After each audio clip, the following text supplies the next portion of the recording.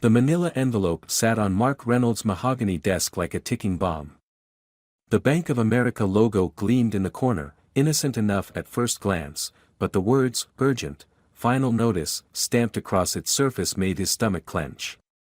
His hands trembled slightly as he reached for the letter opener, the weight of another successful day in Los Angeles real estate suddenly meaningless. "This has to be a mistake," he muttered, scanning the contents. The numbers jumped out at him, $2.4 million. Due immediately. Default notice. Legal action pending. His vision blurred as he read the date, December 15, 2015. 10 years ago. The floor-to-ceiling windows of his Century City office usually offered a commanding view of the LA skyline, but now the glass seemed to be closing in, the afternoon sun too harsh, too revealing. Mark loosened his Italian silk tie, fighting the urge to rip it off completely. 20 years of building his reputation in the cutthroat world of luxury real estate, and now this phantom debt threatened to destroy everything. His phone buzzed. Emma, his wife. The photo of her smiling face on the screen made his chest tighten further. He let it go to voicemail, knowing he couldn't keep his voice steady. Emma had always been his rock, the one person he could trust completely in this city of sharks and false promises. But how could he explain this? How could he tell her about a massive debt he had no memory of incurring? The intercom crackled. "Mr. Reynolds, your brother Alex is here to see you." Mark's head snapped up. Alex? They hadn't spoken in 3 years, not since their father's funeral. The timing was too perfect to be coincidental. "Send him in," Mark said, quickly sliding the bank notice into his desk drawer. Alex strode in, everything about him a carefully calculated display of success, the bespoke suit, the Rolex, the practiced smile that never quite reached his eyes. "Hello, brother," he said, helping himself to a seat without waiting for an invitation. "Rough day. What do you want, Alex?" Mark's voice came out harsher than intended, but seeing his younger brother always brought back memories of their father's final years, the arguments, the accusations, the bitter divide that had split their family. Alex's smile widened. Can't a man check on his only brother? Especially when he hears interesting rumors about financial difficulties. Mark's blood ran cold. "How did you?" "I have my sources." Alex leaned forward, lowering his voice conspiratorially. "Listen, Mark, I know about the loan. And I think I can help you. For old time's sake." "There is no loan," Mark snapped, standing up. "And I don't need your help." "No." Alex pulled out his phone, scrolling through something before turning it toward Mark. "So this isn't your signature on a promissory note from 2015? Interesting. Because it looks exactly like the one you used to forge on Dad's checks when we were kids." Mark stared at the document on the screen, his own signature staring back at him. But he hadn't signed this. He couldn't have. Unless. "Get out," he said quietly, his hands gripping the edge of his desk. Alex stood, straightening his jacket. "Think about it, brother. You've got 48 hours before the bank moves to seize your assets. And trust me, you don't want Emma finding out about this from the headlines." He placed a business card on the desk. "Call me when you're ready to discuss terms." After Alex left, Mark sat in his silent office as the sun set over Los Angeles, casting long shadows across the floor. His phone buzzed again. "Emma, sending a text this time, don't forget dinner with the Harisas tonight.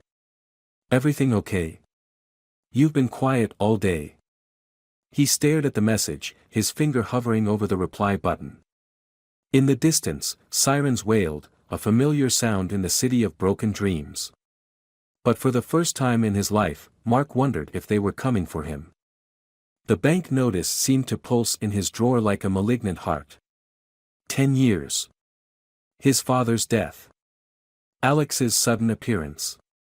Emma's concerned messages. All of it connected somehow, forming a web he couldn't yet see clearly. But one thing was certain, His carefully constructed life was about to unravel, and he had no idea who he could trust to help him pick up the pieces. As he finally reached for his phone to reply to Emma, a new email notification popped up. The sender, anonymous. The subject line made his blood freeze, like father, like son, the truth about the Reynolds family legacy. The anonymous email glowed on Mark's screen, its contents burning into his retinas. Attached were scanned documents, loan applications, bank statements, and photographs that made his world tilt on its axis. His father's familiar handwriting filled the margins of the loan papers, along with practice versions of Mark's signature, getting progressively more precise until they were perfect forgeries. Mr. Reynolds. His assistant's voice crackled through the intercom. Mrs. Reynolds is here. Mark quickly minimized the email, but not before catching a glimpse of one final detail, a surveillance photo of his father entering Golden Gate's casino, dated just weeks before the loan was taken out. The timestamp showed 3:47 a.m. Emma walked in, her presence usually a comfort but now another weight on his crumbling shoulders. She wore the black dress he'd bought her for their anniversary, her dark hair falling in waves around her shoulders. "You missed dinner," she said softly. The Harisas were worried. "Work emergency," he managed, the lie bitter on his tongue. The truth screamed in his head, "Your father stole your identity. Your brother knows. Your wife. Mark." Emma perched on the edge of his desk, her perfume mingling with the lingering scent of Alex's expensive cologne. "What's really going on? You've been distant for days, and then Alex shows up after all this time." He looked at his wife of 15 years, remembering their vows, no secrets, no lies. But how could he tell her that his own father had betrayed him? That millions in debt now hung over their heads? That their perfect life was built on quicksand? "Emma, I need to show you something." The words came out before he could stop them. He reopened the email, turning the screen toward her. "This arrived today, but it starts 10 years ago." He watched her face as she read, noting every micro-expression, confusion, recognition, and then, something else. Something that made his heart stop. Not surprise. Not shock. Recognition. "You knew," he whispered, the truth dawning like a cold sunrise. "You knew about this." Emma's hands trembled as she stepped back from the desk. "Mark, please understand. Your father came to me first, before he took the loan. He was desperate. The gambling debts, the threats from his bookies. He begged me not to tell you." "How long?" Mark's voice sounded strange to his own ears. "How long have you known?" "Since the beginning." Tears welled in her eyes. "He swore he would pay it back before you ever found out. He said he had a system, that he just needed time. I wanted to tell you so many times, but then he got sick, and I thought the debt died with him." Mark laughed, a harsh sound that made Emma flinch. "The debt didn't die, Emma. It just waited, growing interest, until they could drop it on me like a bomb. And you." He stood, walking to the window. "You watched me grieve for him, watched me deliver his eulogy, knowing all along what he'd done to me. I was trying to protect you, to protect us." Emma moved toward him, but he held up a hand, keeping her at bay. "Your relationship with your father was already so strained. I thought I was doing the right thing." "The right thing?" Mark turned, fury finally breaking through his shock. "Was it the right thing when you helped him forge my signature? When you kept quiet as he gambled away money in my name? When you let me believe all these years that he died a good man?" Emma's face went pale. "I never helped him forge anything. I didn't know about the signatures. I only knew about the gambling, about the loan he was planning to take." "Mark, please." A knock at the door interrupted them. Mark's assistant poked her head in. "I'm sorry, Mr. Reynolds, but there's a Mr. Thompson from Bank of America here. He says it's urgent." Emma grabbed her purse, wiping her eyes. I should go. We can talk about this at home. No, Mark said, his voice cold. We'll talk about it now. Sarah, tell Mr. Thompson to wait. He turned to Emma. You're going to tell me everything. Every detail you kept from me. And then you're going to help me understand why my own brother seems to know more about this situation than I do. Emma sank into a chair, her composure cracking. Alex, he was there too, that night at the casino. The night your father made the biggest bet of his life. The night everything changed. The city lights flickered beyond the window like distant stars, each one representing a secret, a lie, a betrayal. And somewhere out there, Mark knew, his brother was waiting, holding more pieces of this twisted puzzle. The question was, how many more bombs were waiting to explode? On his desk, his phone lit up with another anonymous email.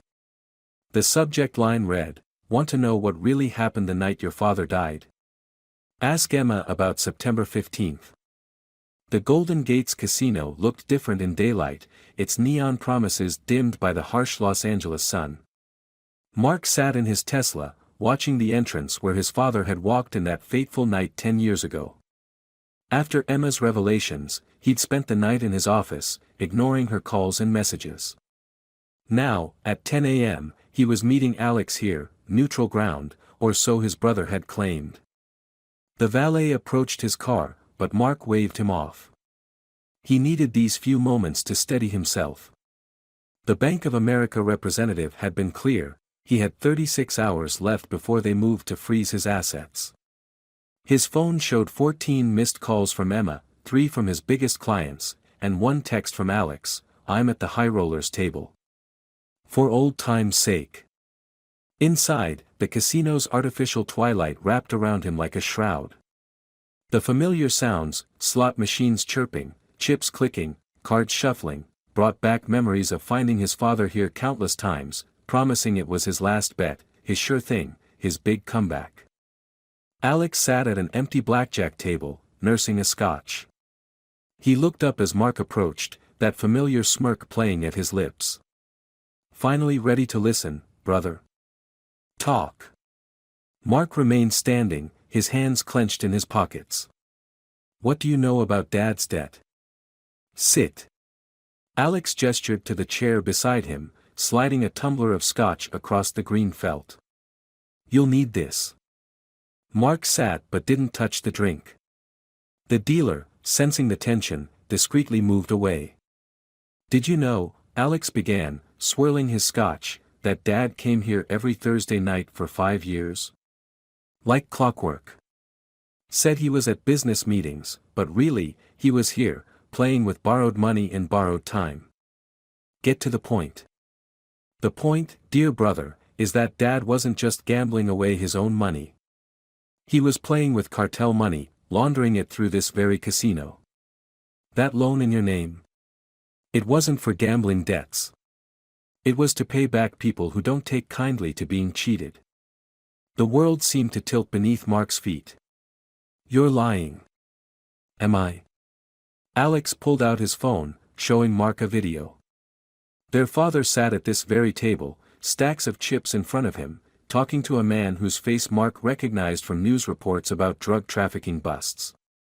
"I worked security here back then. Saw everything. Recorded everything. Why didn't you stop him?" Alex laughed, the sound sharp and bitter. "Stop him? I helped him. Someone had to keep him alive. While you were building your perfect life with perfect Emma in your perfect house, I was here, cleaning up Dad's messes, keeping the wolves from our door. And now what? You want a reward? A share of the business I built while you were enabling our father's criminal activities? I want what's owed to me." Alex leaned forward, his voice dropping. "That loan? I'm the one who's been making the minimum payments for the past 3 years, keeping the bank off your back. But I'm done paying for Dad's mistakes. Either you sign over 40% of Reynolds' real estate to me, or I let everything come crashing down. Your choice." Mark stared at his brother, seeing him clearly for the first time. "You're not trying to help me. You're blackmailing me." "I prefer to think of it as delayed compensation." Alex smiled, sliding a document across the table. "Sign here, and all those nasty loan documents disappear. I have friends at the bank who can make it happen." "And if I refuse?" "Then Emma finds out about September 15th. About what really happened the night Dad died. About her role in all of it." Mark's blood ran cold. "What are you talking about?" "Ask your wife about the phone call she made that night. Ask her why she waited 3 hours to call 911. Ask her about the casino chips they found in Dad's car." Alex stood, straightening his jacket. "You have 24 hours to decide. Oh, and Mark. Don't bother trying to record this conversation. Casino policy, no electronic surveillance allowed except by management." As Alex walked away, Mark's phone buzzed with a text from Emma, "We need to talk. I know what happened on September 15th. Please come home." The scotch sat untouched on the table, amber liquid catching the dim casino lights like trapped sunlight. Behind him, the slots kept spinning, the cards kept dealing, and somewhere in the building's labyrinth of surveillance rooms, Mark knew cameras were watching his every move. Just like they had watched his father's final game. A new player slid into Alex's vacant seat. "Hit or stay, sir?" the dealer asked, returning to the table. Mark looked down at his cards, not remembering when they'd been dealt. A queen of hearts and a 9 of spades. 19. So close to winning, but one wrong move away from losing everything. Just like his father. The signed contract sat on Mark's desk like a suicide note. 40% of everything he'd built, signed away to his brother in exchange for salvation. The fountain pen he'd used, a gift from Emma on their 10th anniversary, gleamed accusingly in the morning light. "The transfer is complete," his lawyer said, closing his briefcase. "Are you sure about this, Mark? Giving up controlling interest to your brother seems extreme." Mark barely heard him. His attention was fixed on the Wall Street Journal open on his computer screen.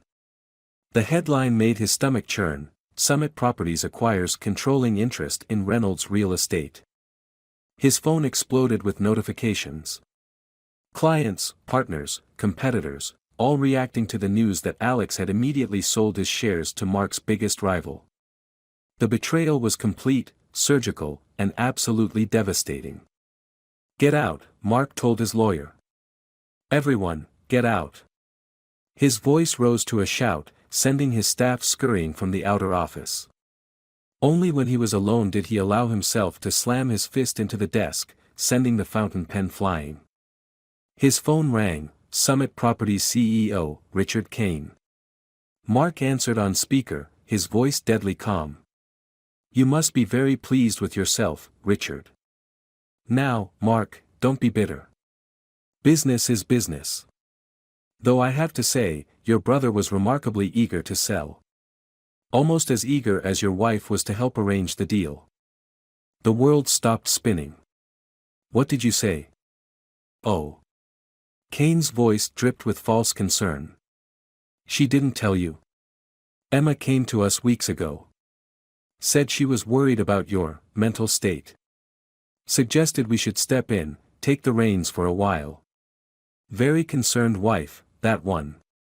In fact, she's here now if you'd like to." Mark ended the call. His hands shook as he pulled up the building's security footage from the past month. There she was, Emma, entering Summit Properties building multiple times. In one clip, she embraced Kane in the lobby, her body language intimate, familiar. The pieces clicked into place with sickening clarity. Emma's late nights at the gym. Her insistence that he sign Alex's deal. The mysterious calls she'd taken in the garden. She hadn't been trying to save their marriage, she'd been orchestrating its destruction. His office door opened. Emma stood there, still wearing her wedding ring, still looking like the woman he'd loved for 15 years. But now he saw what he'd missed, the calculated concern in her eyes, the practiced tremble in her hands. "It's not what you think," she said quickly. "I was trying to protect you. Richard promised if I helped convince you to sign, they'd keep you on as a partner. They'll handle the bank loan, clear your father's debt." "Stop lying." Mark's voice was ice. "When did it start? The affair with Kane? Before or after you helped my father steal my identity?" "There is no affair." Emma stepped forward, but froze when Mark raised his hand. "Security footage doesn't lie, Emma. Neither do hotel receipts." He turned his monitor toward her, showing photographs from the building's cameras. "The Ritz-Carlton, every Tuesday afternoon. Very consistent. Just like Dad at the casino." Emma's mask cracked. "You don't understand. Richard knows things, about September 15th, about your father, about what really happened that night. He promised to keep it quiet if I helped him acquire the company." "And sleeping with him? Was that part of the deal too?" "I did what I had to do." Emma's composure shattered. "Your father wasn't just gambling that night, Mark. He was meeting with Kane. They had a deal, the company for his debts. But your father tried to double-cross him, tried to sell to someone else. Kane threatened to expose everything. I called your father, warned him. He was driving to the casino when the implications hung in the air like poison gas." Mark thought of the police report, single-car accident, late at night, no witnesses. "You caused the accident." "No." Emma's eyes were wild now. "I just made the call. I didn't know he'd been drinking. I didn't know he'd take that curve so fast. Kane promised if I helped him get the company now, he'd never tell you what I did." "And Alex? Was he part of this too?" "Alex never knew about my deal with Kane. He thought." She laughed bitterly. "He thought he was finally beating you at something. Kane played us all." Mark's phone buzzed, a text from an unknown number. "Check your email. Proof of Kane's involvement in your father's death. Use it wisely. A friend at Golden Gates." "Get out," Mark told Emma, his voice deadly quiet. "Pack your things and get out of my house before I get home. If you're still there, I'll tell the police everything I know about September 15th. Mark, please. Now." After she fled, Mark opened the email. Inside were surveillance photos, phone records, and a recorded conversation between Kane and his father from the night of the accident. But it was the last attachment that made his blood run cold, a video from the casino's parking lot, showing Kane's car following his father's Mercedes that fatal night. Mark reached for his phone, dialing a number he'd sworn never to use. "Detective Martinez? It's Mark Reynolds. Remember when you said I should call if I ever wanted to know the truth about my father's death? I'm ready to talk." His computer chimed with another email. From Alex, subject line, "I was wrong. Kane played me too. Need to meet. Have proof of everything. The casino. Tonight." Outside his office window, storm clouds gathered over Los Angeles, promising thunder. Mark touched his father's old watch, still ticking away on his wrist. Time for truth. Time for justice. Time for revenge. Rain pounded against the windows of Mark's office as he spread the evidence across his desk like a general planning a war. Detective Martinez sat across from him, her weathered face illuminated by lightning flashes as she examined the casino surveillance photos. "So Richard Kane followed your father that night," she said, arranging the photos chronologically. "But that doesn't prove he caused the accident." "No," Mark agreed, pulling up the audio file from his email. "But this might."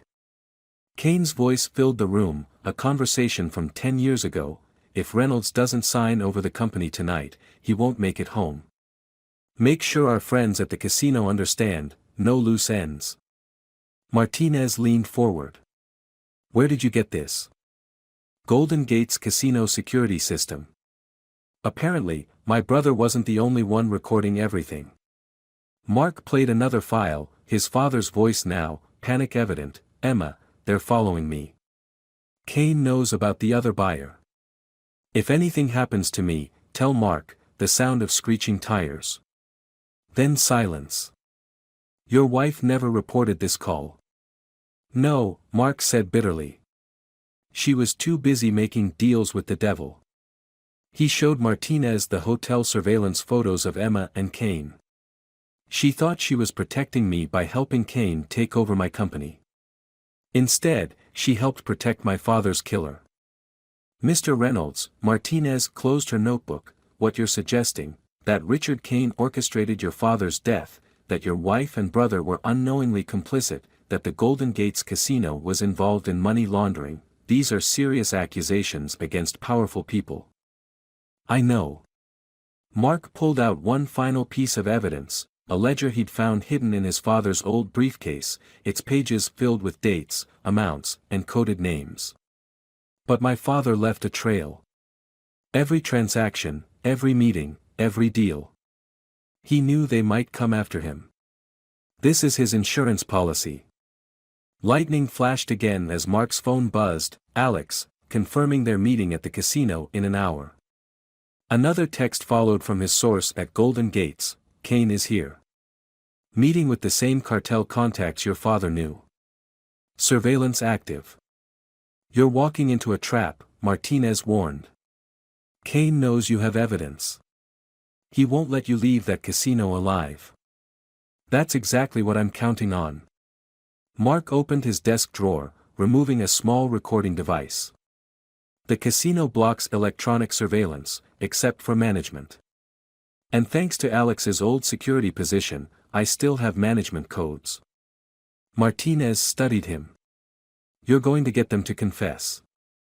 Better. Mark smiled grimly. I'm going to get them to betray each other. Kane thinks Alex is on his side. Alex thinks he can double-cross Kane. The cartel thinks they control them both. By the end of tonight, they'll all learn the price of truth. His phone lit up with a text from Emma, don't go to the casino. Kane knows everything. He'll kill you like he killed your father. Your wife might be trying to save you, Martinez observed. No. Mark showed her another document, bank transfers from a Cayman Islands account to Emma's private account, dating back 3 years. She's trying to save herself. She's been taking Kane's money since before my father died. The accident didn't just eliminate my father, it protected her too. Thunder rolled across the city as Mark stood, putting on his father's old watch. Detective, in 1 hour, you'll receive an email with access codes to the casino's live security feeds. Everything that happens in the High Rollers room will be streamed directly to your computer. If anything happens to me, we'll be ready. Martinez handed him a small device. Panic button. Signal reaches through casino security. Press it, and we move in. As she left, Mark's computer chimed one final time. An email from the anonymous casino source, thought you should see this before tonight. Security footage from September 15, camera 23, the angle they didn't show police. Warning, this changes everything. Mark clicked play. The grainy video showed the curve where his father died. A car following, Kane's. But there was a third vehicle. The driver's face was clear in the frame. Emma. His phone buzzed again. Alex, running late. Kane wants to meet you first. High Roller's room. 30 minutes. Mark touched his father's watch, feeling the weight of a decade's worth of lies. Outside, the storm raged over Los Angeles, nature's fury matching the tempest in his soul. In his pocket, the panic button felt like a burning coal. The truth had cost his father everything. The question was, what would justice cost him? Rain soaked through his suit as he walked to his car, each step taking him closer to the casino, closer to answers, closer to revenge. Behind him, the city lights flickered like dying stars, as if Los Angeles itself was holding its breath, waiting to see how many more lives would be destroyed before the night was over. The high rollers room at Golden Gate's casino glowed with an otherworldly light, crystal chandeliers casting shadows that danced across green felt tables like restless spirits. Mark sat alone at the center table, his father's watch marking each precious second until Kane's arrival. Security cameras blinked silently overhead, recording everything. In her office across town, Detective Martinez would be watching, waiting. The panic button pressed against his chest, a small reminder that he wasn't completely alone. "Mr. Reynolds." Kane's voice cut through the artificial twilight. "Drinking your father's favorite scotch, I see. How sentimental." Mark didn't turn around. "Seems appropriate. Tonight's about family, after all." "Indeed." Kane took the seat opposite him, his expensive suit unable to hide the predator beneath. "I just had a fascinating conversation with your wife. She sends her regrets, by the way. Something about not being able to watch history repeat itself." "You mean she couldn't watch you kill another Reynolds?" Kane's laugh was cold as winter. "Your father's accident was unfortunate. Just like yours will be. Amazing how dangerous these canyon roads can be, especially in the rain." "Is that what you told Emma to say in her witness statement? When she helped you chase him to his death?" A flicker of surprise crossed Kane's face, quickly masked. "Clever boy. Finally figured it out, did you?" "Yes, Emma was there that night. Insurance, you might say. We needed to make sure your father kept his appointment with Destiny. And the cartel money he was laundering through the casino? Was that Destiny too? Business is business." Kane's smile didn't reach his eyes. "Your father understood that, in the end. Just like Alex does now." Right on cue, Alex appeared from the shadows, but his usual smirk was replaced by something else, fear. Behind him, two men in expensive suits entered the room. Mark recognized them from FBI surveillance photos, cartel enforcers. "Show him," Kane commanded. Alex's hands shook as he placed a phone on the table. A video played, Emma, getting into Kane's car the night of the accident. Her voice, clear and cold, "Just make it look convincing. Mark can never know." "You see," Kane leaned forward, "everybody betrays everybody, in the end. Emma betrayed your father to save herself. Alex betrayed you to save his own skin. And now." He nodded to the enforcers, who moved to block the exits. "Now what?" Mark asked quietly. "You kill me too? Make it look like another accident? Unless," Kane pushed a document across the table, "you sign a confession. Admit you discovered your father's criminal activities. That the guilt drove you to suicide. Very tragic. Very believable." Mark picked up the paper, reading it slowly. "And Emma? What happens to her? She'll be taken care of. She's earned that much, at least." "Like this?" Mark placed his phone on the table, playing the casino's security footage. Emma's car on the canyon road. The deliberate sideswipe of his father's Mercedes. Kane's car following, making sure the job was done. The enforcers stepped forward, but Kane raised his hand. "That footage was destroyed." "Was it?" Mark smiled his father's smile. "Or did Alex keep a copy?" "Insurance, you might say." Alex's eyes widened as Kane turned to him. "You told me you destroyed everything." Alex backed away. "I had to protect myself." "You think I trust you after what you did to their father?" "The cartel trusted you," one of the enforcers spoke, his accent thick with menace. "We don't appreciate loose ends. Nobody leaves." Kane shouted as Alex bolted for the door. "Handle them both." Mark's hand moved to the panic button, but he didn't press it. "Not yet. Before you kill us, don't you want to know about the other copies? The ones Emma sent to the FBI? Kane froze. You're bluffing. Am I? Mark played another recording, Emma's voice again, but this time speaking to Detective Martinez. I'll testify. About everything. The money laundering, the accident, Kane's orders. Just protect me from the cartel. The enforcer's gun shifted from Mark to Kane. You promised no police involvement. He's lying. Kane's composure cracked. Emma would never. But she did. Detective Martinez's voice filled the room as FBI agents swarmed in, weapons drawn. And unlike you, Mr. Kane, she made a deal we could work with. Mark finally pressed the panic button, triggering the casino's lockdown. Sirens wailed as steel shutters slammed down over the exits, trapping them all in a cage of justice and revenge. You played us, Alex whispered as agents handcuffed him. All this time. I learned from the best, Mark replied, watching as Kane was forced to his knees. Family tradition, you might say.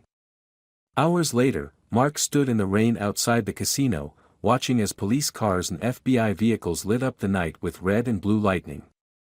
Emma sat in the back of one, her face streaked with tears and mascara. Their eyes met through the window, no words needed, no forgiveness possible. Detective Martinez approached, holding an evidence bag containing his father's watch. We'll need this for the investigation. Mark nodded, feeling its absence like a phantom limb. What happens now? Kane faces murder charges. The cartel connection means federal time. Your brother's looking at conspiracy and fraud. Emma. Martinez paused. Her testimony helps the case, but she was still an accessory to murder. And me? You get to rebuild. The DA's freezing Kane's assets, including his shares in your company. Once the dust settles, Reynolds' real estate will be yours again. Mark looked up at the casino's neon signs, now dark and silent. Somewhere in the distance, church bells tolled midnight, marking the end of one story in the beginning of another. My father used to say every man has 3 lives, he told Martinez. The one he shows the world, the one he shows his family, and the one he keeps hidden in his heart. And which one are you living now? Mark turned away from the casino, from the ruins of his old life, toward the storm-washed streets of Los Angeles. Ask me again in 10 years. Behind him, the casino stood dark against the sky, its secrets finally laid bare, its power broken. The price of truth had been high, but the cost of justice, that would take a lifetime to measure. The rain continued to fall, washing away the past, while ahead, the future waited, uncertain but free from shadows. Mark Reynolds walked into it alone, carrying his father's watch in his heart, where it would keep perfect time with the rhythm of revenge served cold.